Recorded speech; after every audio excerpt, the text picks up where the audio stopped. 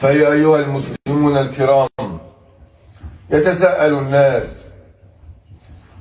يتساءلون: هل هذه الحروب التي تحدث في العالم في هذه الأيام تدل على قرب قيام الساعة وتدل على قرب قيام يوم القيامة؟ فنقول مستعينين بالله ومستدلين بكتاب الله وبسنة رسول الله صلى الله عليه وسلم: نحن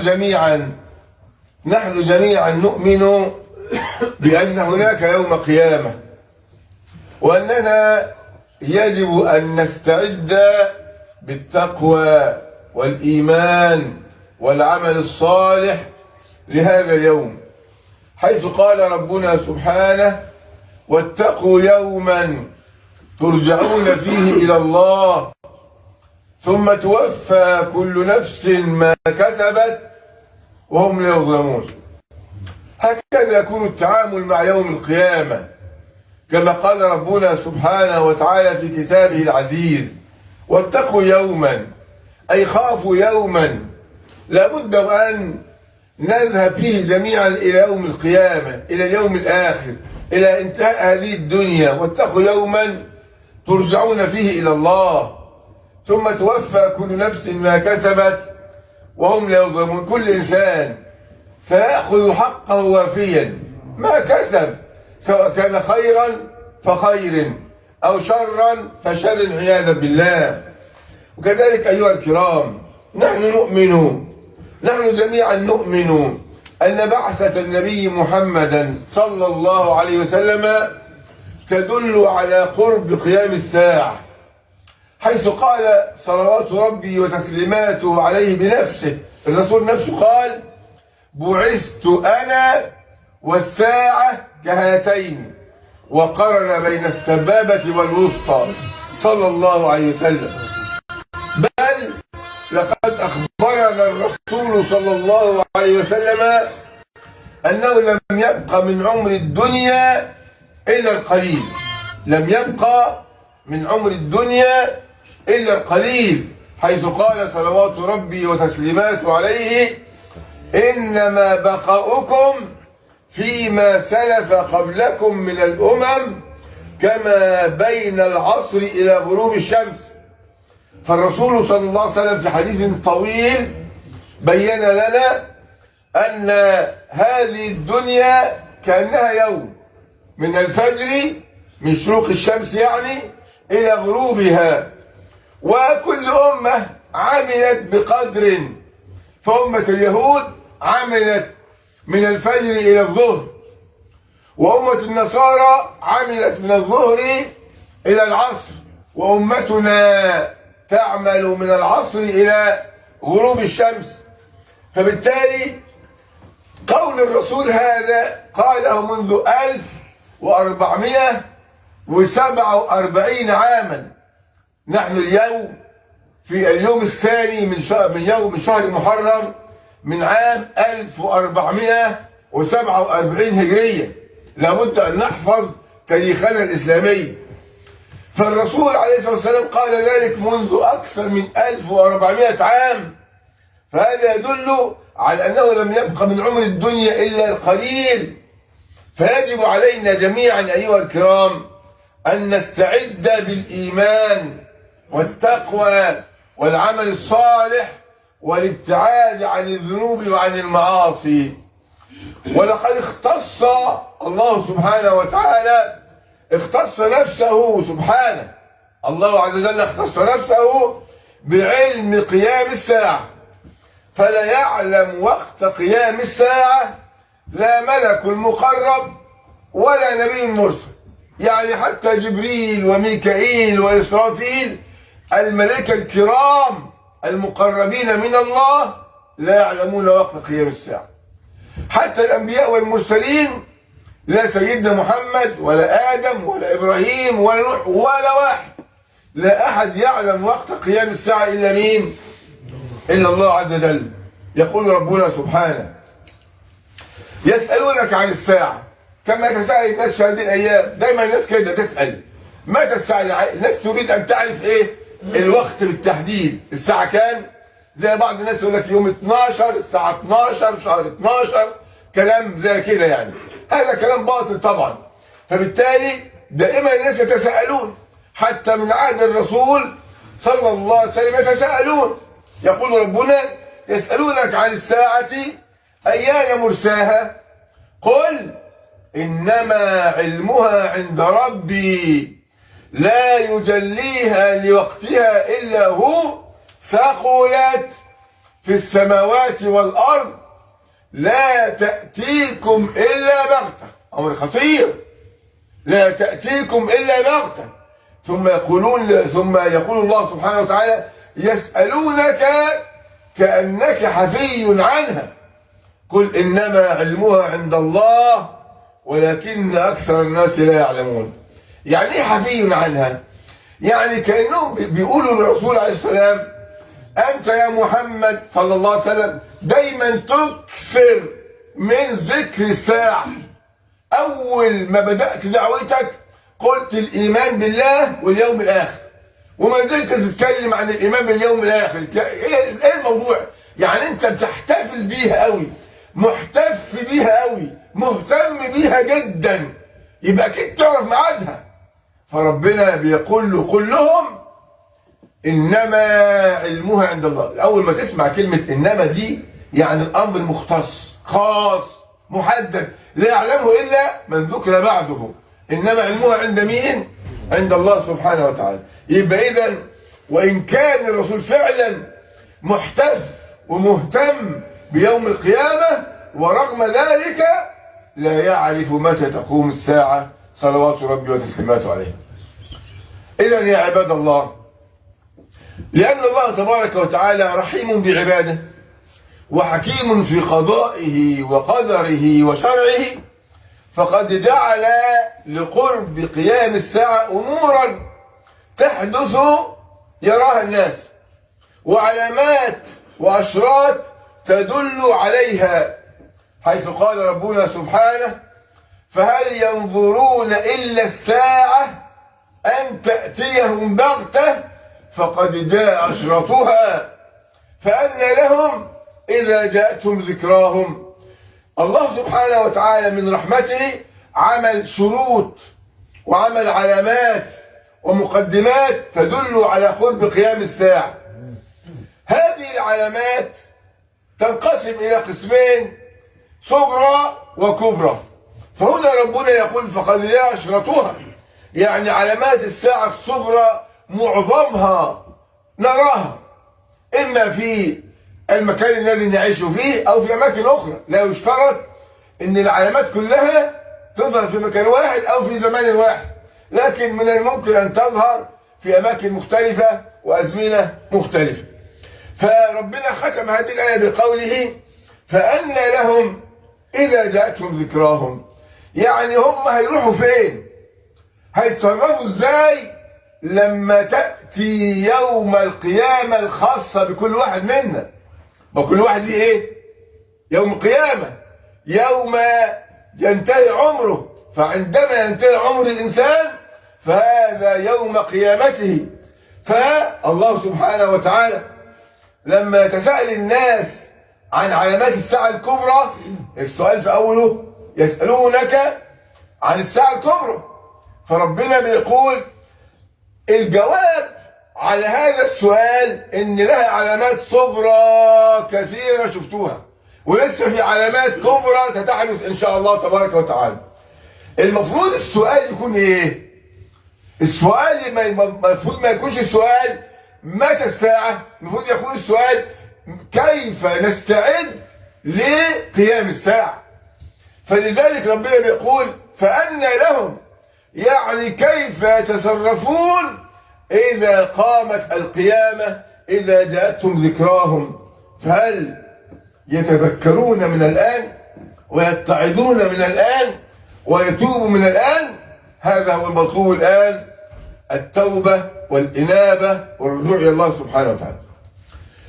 أيها الكرام، كما قلت إن علامات الساعة تنقسم إلى صغرى وكبرى، ومن العلامات الصغرى كثيرة جدا، وقد أفردتها بخطب كبيرة بفضل الله سبحانه وتعالى، نذكر منها على سبيل المثال لا الحصر.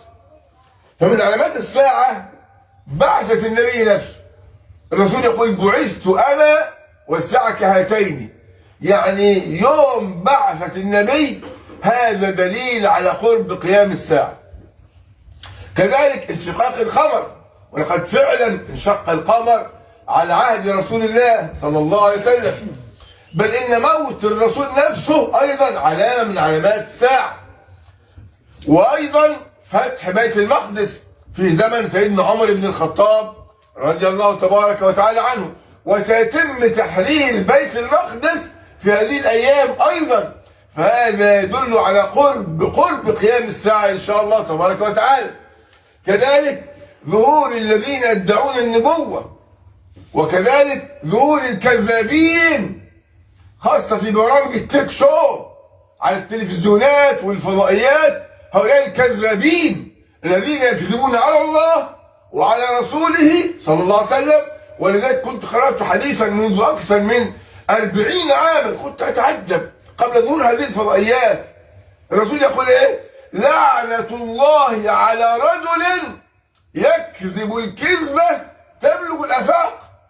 فقلت يعني على واحد لما يكذب يعني يكذب في المحيط بتاعه، دلوقتي الكذبة تنطلق في العالم كله في الفضائيات. صدق رسول الله صلى الله عليه وسلم، كذابين ليل ونهار على دين الإسلام، ويأبى الله إلا أن يتم نوره ولو كره الكافرون ولو كره المشركون. كذلك أيها الكرام ضياع الأمانة، ضياع الأمانة هذه الأيام. لا أقول الأمانة في المال فقط، طبعا الأمانة في المال مهمة جدا، لكن الأمانة في الكلمة، الأمانة في السر، الأمانة في التعامل ما بين الأصدقاء والأحباب والأقارب والزوج والزوجة والحياة. الأمانة فقدت الأمانة. ولذلك الرسول صلى الله عليه وسلم يقول سيأتي على الناس زمان يتحدث الناس يقولون إن في بني فلان رجل أمين، يعني البلد ده لا يوجد فيها إلا رجل واحد أمين، عياذا بالله. أمر خطير، أمر في منتهى الخطورة، ضياع الأمانة. فلابد أن كل واحد فينا يحافظ على الأمانة بينه وبين الله وبينه وبين عباد الله الصالحين، بين كل الناس.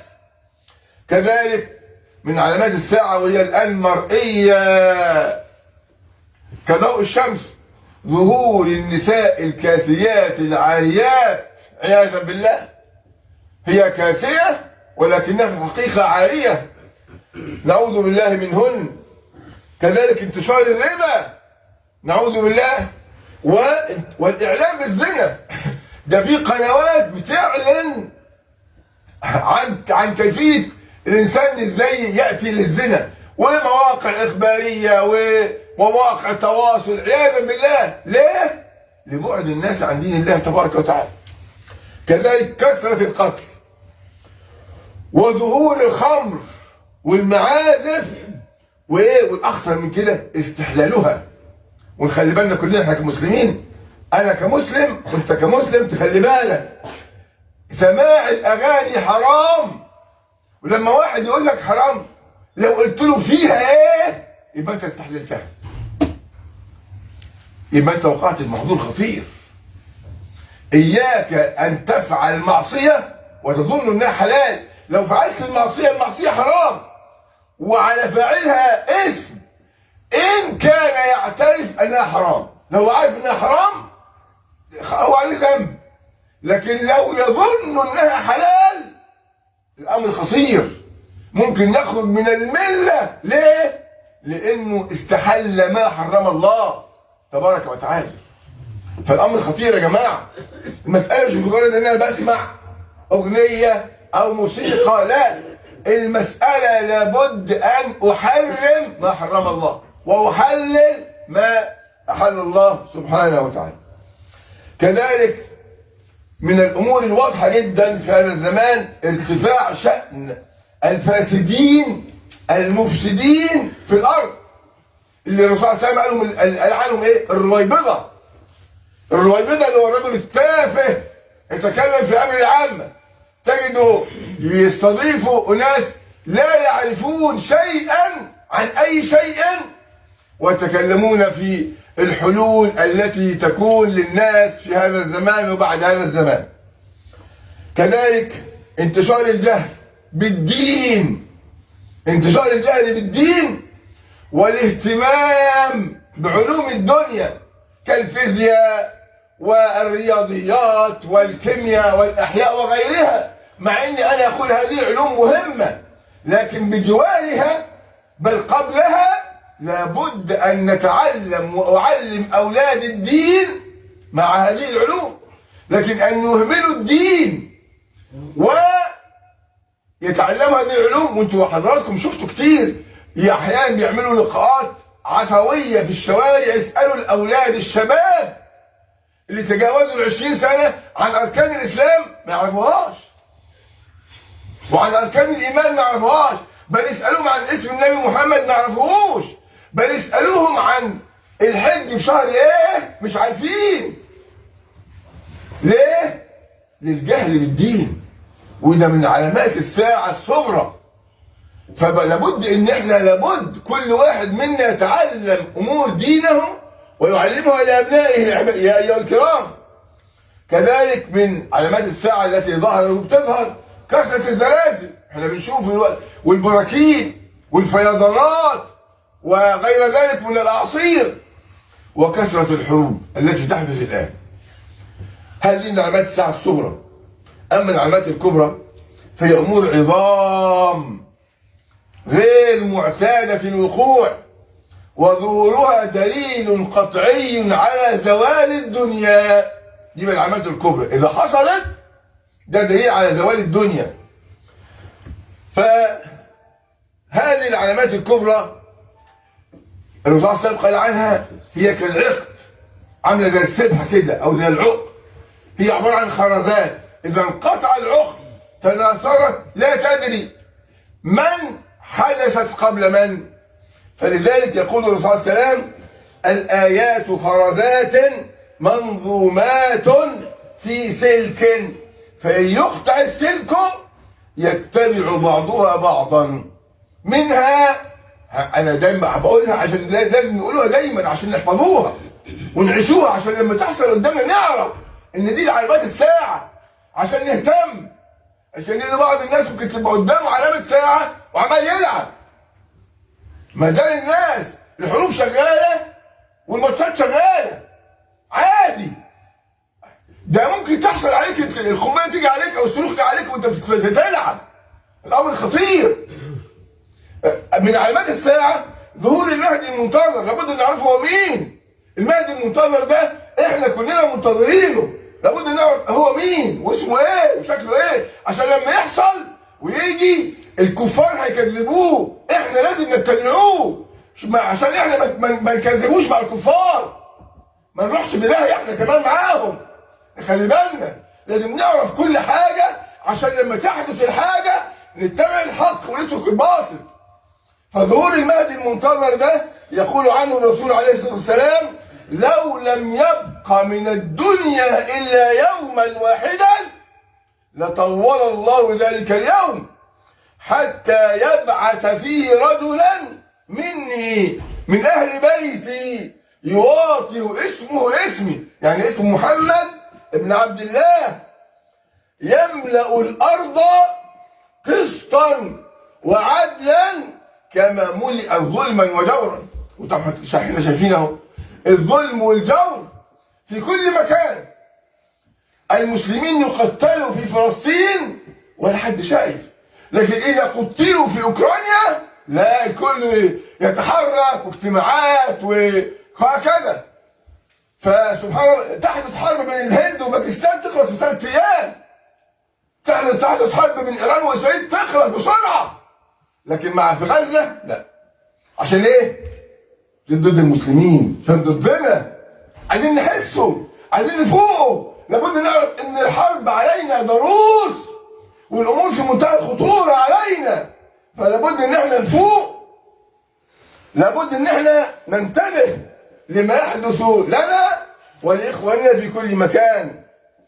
كذلك من علامات الساعة ظهور الدخان، عشان ما يجيش واحد لما الدخان يظهر ويملأ الكون بعد يقول لك ايه ده غضب الأرض وغضب الطبيعة.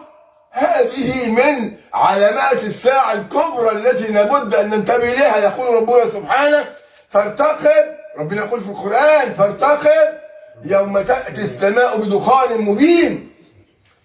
كذلك ظهور الدجال، والدجال أنا ختمت فيه خطب بينت الدجال أوله إيه وآخره إيه وصفاته إيه وهيعمل إيه ويمكث في الأرض قد إيه. فالدجال لابد إن إحنا برضه ندرسه ونقرأ عنه ونعرف إيه الموضوع، عشان لما يظهر الدجال على فكرة أكثر من 90% من الناس هيتبعوه. لابد تعرف إن أنت لازم تحفظ 10 آيات من أول سورة الكهف أو 10 آيات من آخر سورة الكهف عشان تعصم من الدجال. لما الدجال يظهر إزاي تنجي نفسك. ده لما ظهر بعض الدجالين في بلادنا بقى الناس بتروح لهم بالعربيات ليل ونهار. دجال واحد تافه لا يفعل شيئا، ما بالك بقى لو الدجال الأكبر ظهر. الدجال الأكبر عنده جنة وعنده نار. الرسول صلى الله عليه وسلم يقول جنته نار ونار وجنة. هيقتل الناس ويحييهم، أمر خطير. فلابد إن احنا نبقى عارفين الحاجات دي كلها عشان لما تحدث نستطيع أن نتعامل معها. كذلك ظهور الدابة، ستظهر دابة لا يعرف رأسها من ذيلها، شعرها طويل جدا. يقول ربنا سبحانه وإذا وقع القول عليهم أخرجنا لهم دابة من الأرض تكلمهم. هتكلم الناس تقول إيه؟ تقول للكافر أنت كافر، يتكتب على جبينه هنا كافر. تقول للمؤمن أنت مؤمن، يتكتب على جبينه مؤمن. الرسول صلى الله عليه وسلم يقول إيه؟ يقرأها كل كاتب وغير كاتب. يعني المتعلم وغير المتعلم هيقرأ كده على الجبين، كل واحد يتواصل يتختم، كل واحد ياخد ختم إيه؟ مؤمن أو كافر، خلاص هيموت على كده بقى عياذا بالله. وإذا وقع القول عليهم أخرجنا لهم دابة من الأرض تكلمهم أن الناس كانوا بآياتنا لا يوقنون. لابد أن نوقن بآيات الله وأن نعبد الله ونتبع سنة رسول الله ونتعلم دين الله عز وجل. كذلك من علامات الساعة الكبرى طلوع الشمس من مغربها. تخيل نصبح الصبح كده الشمس تطلع من الشرق نلاقيها طالعه من الغرب. هنتصرف ازاي؟ لابد ان احنا نكون عارفين، لابد نكون مستعدين من الان بالتوبه والعوده الى الله سبحانه وتعالى. كذلك نزول عيسى عليه السلام، سيدنا عيسى عليه السلام، ربنا بيقول في القران ايه؟ احنا كلنا مؤمنين بان سيدنا عيسى ايه؟ مات ولا ما مات؟ سيدنا عيسى لم يمت، سيدنا عيسى رفع الى السماء حيا. طيب سيدنا عيسى ولد في الارض وعاش في الارض ورفع الى السماء، ويقول الله سبحانه وتعالى منها خلقناكم وفيها نعيدكم ومنها نخرجكم تارة اخرى. فلابد ان عيسى يرجع للارض تاني ويموت في الارض ويدفن في الارض ويبعث منين؟ من الارض، لا يبعث من السماء عليه السلام. فلابد ان عيسى ينزل، وهينزل عيسى صحابي من صحابة رسول الله صلى الله عليه وسلم، لأن سيدنا عيسى قابل الرسول في رحلة الإسراء والمعراج وآمن به. فكل من قابل الرسول حيا وآمن به فهو إيه؟ صحابي. فسيدنا عيسى مش هينزل نبي، هينزل إيه؟ صحابي من صحابة رسول الله صلى الله عليه وسلم. كذلك من علامات الساعة الكبرى ظهور يأجوج ومأجوج، وطبعا دي فتنة خطيرة وكبيرة. ناس عددهم زي النمل هيكتسحوا الارض اكتساحا. فلابد نكون عارفين عشان حتى نقول لاولادنا ونقول للناس ونكون على بصيره من هذا الدين. كذلك حدوث 3 خسوف، خسف بالمشرق وخسف بالمغرب وخسف في جزيره العرب. والله الواحد لما اقرا هذه الايات او هذه الاحاديث اقول شوف الرسول عليه السلام، الرسول لا يجامل. الرسول يقول ان من علامات الساعه الكبرى حدوث 3 خسوفات. طب ما جزيرة العرب دي هو منها، كان أولى يجامل ما يقولهاش يعني. لا يقل إن يحدث خسف في جزيرة العرب، لكن الرسول يبلغ دين الله، يبلغ وحي الله، فيقول الحق حتى ولو كان هذا الحق عليه وعلى أمته صلى الله عليه وسلم. طب ليه خسف في جزيرة؟ خسف في المشرق معروف، ما هم بتوع المشرق ملحدين، والمغرب كافرين معاندين محاربين للإسلام. طب وجزيرة العرب انتوا شايفين اللي بيحصل فيها دلوقتي، الله المستعان. إذا آخر حاجة بقى من أعمال الساعة الكبرى، نار تخرج من اليمن تطرد الناس إلى محشرهم. نار تخرج من عدن من اليمن، نسأل الله عز وجل أن يوقف الحروب اللي فيها، وهذه النار تحشر الناس تجري أمامها حتى يصلوا إلى فلسطين، ويتم في فلسطين بإذن الله بداية يوم القيامة. أيها الكرام، نعلم من ذلك أن هذه الحروب القائمة الآن ربما تكون من أعمال الساعة الصغرى، ولكن لا نجزم بذلك، لأن علم قيام الساعة مما استأثر الله سبحانه وتعالى به. ولذلك يجب أن نسأل كيف نستعد لقيام الساعة الخاصة بنا. كل واحد يسأل، أنا أستعد، أنا لما أجي أموت أعمل إيه؟ ربنا قال لنا في القرآن: يا أيها الذين آمنوا اتقوا الله حق تقاته ولا تموتن إلا وأنتم إيه؟ مسلمون. طب إزاي يا رب؟ يعني أنا ما أعرفش أموت إمتى، أنا لا أعرف متى أموت، طب إزاي أنا أموت مسلم؟ فكأن الآية معناها داوم أيها المسلم على الطاعة والعبادة والتقوى والإيمان، وابتعد عن كل المعاصي حتى إذا أتاك الموت مت إيه؟ مسلم. يا أيها الذين آمنوا اتقوا الله حق تقاته ولا تموتن إلا وأنتم مسلمون. إذا يبقى السؤال ما ينفعش نقول إمتى قيام الساعة، نقول إيه؟ كيف نستعد لقيام الساعة الخاصة بنا؟ فنسأل عن الساعة الكبرى، لأن الساعة الكبرى قادمة آتية لا شك فيها إن شاء الله تبارك وتعالى. ولذلك لما جاء رجل إلى الرسول عليه الصلاة والسلام قال: يا رسول الله، متى الساعة؟ يعني ميعادها إمتى؟ الرسول رد قال له إيه؟ قال له: وما أعددت لها؟ أنت مجهز إيه ليوم القيامة بتاعك ده؟ مجهز إيه؟ قال: والله ما أعددت لها كثير صلاة ولا صيام ولا صدقة، ولكني أحب الله ورسوله. هو إيه؟ بيحب الله ورسوله. الرسول قال له إيه؟ بشرى حلوة أوي: أنت مع من أحببت. أنت إيه؟